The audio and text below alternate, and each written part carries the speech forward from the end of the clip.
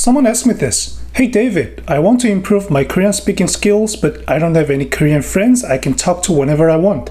So, people like me, how can you practice Korean speaking effectively?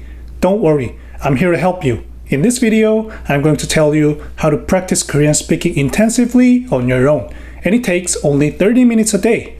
Alright then, let's get started.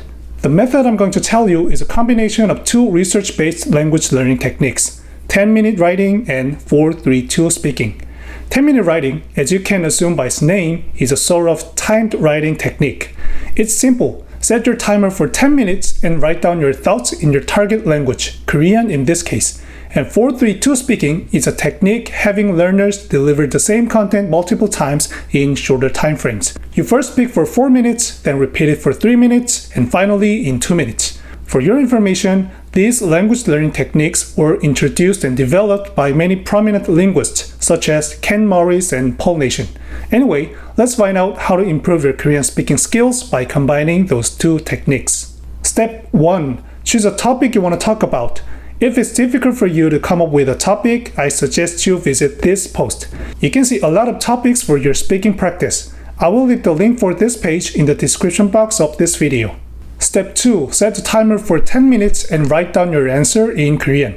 In this part, don't care about grammar at all. Just focus on putting your thoughts out as directly as possible. Otherwise, you start censoring your sentences. Then you become far away from fluency. Okay, you might ask me, what if I can't make a complete sentence on my own yet? That's alright.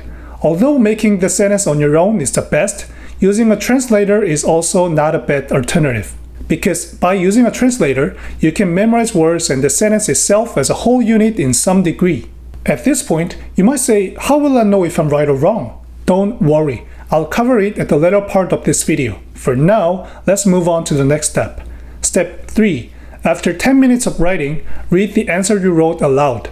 The reason why I ask you to do this is you're going to say that on your own without any help. So while you read, vocalize, and hear your writing in Korean, give it a try to grasp the point of your writing and memorize the expressions you don't know. Step 4. Set the timer for 4 minutes and speak the answer to the topic you chose without seeing the writing. For your information, even if you can't say anything, you must not stop the timer until 4 minutes pass. By doing that, you will feel like you're in the middle of Korea without Korean fluency for at least 4 minutes. And that feeling of stuck will make you focus more on learning Korean. It's a sort of pseudo experience of being in Korea without Korean fluency. Step 5. Read the answer you wrote aloud again. If you read the same answer you wrote again, you would be like this. Oh, I should have said that. Oh, this means this. By doing this, you can memorize words and expressions you didn't know effortlessly. Step 6. Set a timer for 3 minutes and speak the answer to the topic you chose again, without seeing your writing.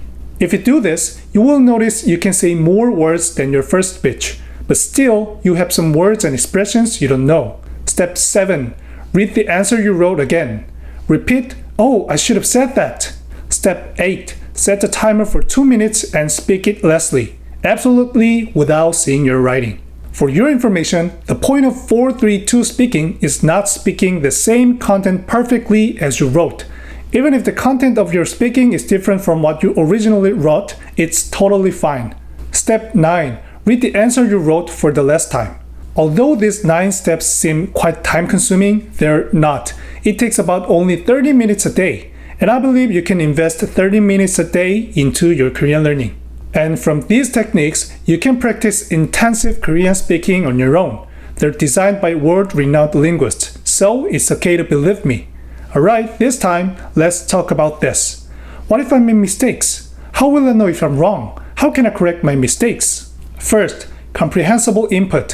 While you read or watch Korean content made by natives, you can naturally learn which expressions are natural or not. So, do not try to be perfect from the start. I want you to remember this. Progress is way more important than perfection in language learning. No matter how many mistakes you make, what really matters is to keep going forward. Read a lot and listen a lot.